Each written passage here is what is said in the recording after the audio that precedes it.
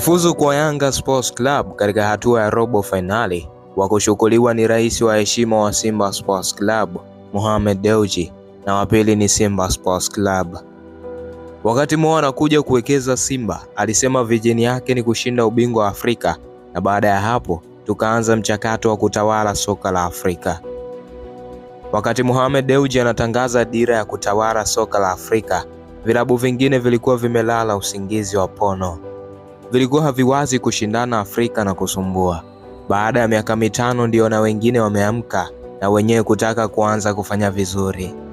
Kama Simba Sports Club na Mo Dewji tungeendelea kulala, basi hadi sasa hakuna klabu yoyote hapa Tanzania ingekuwa na hasira na malengo ya kufanya vizuri kwenye michuano ya Afrika. Ndio maana nasema robo finali yao ya kwanza wa kushukuliwa ni Mohamed Dewji, ndio aliwaamsha watu kutoka kwenye usingizi.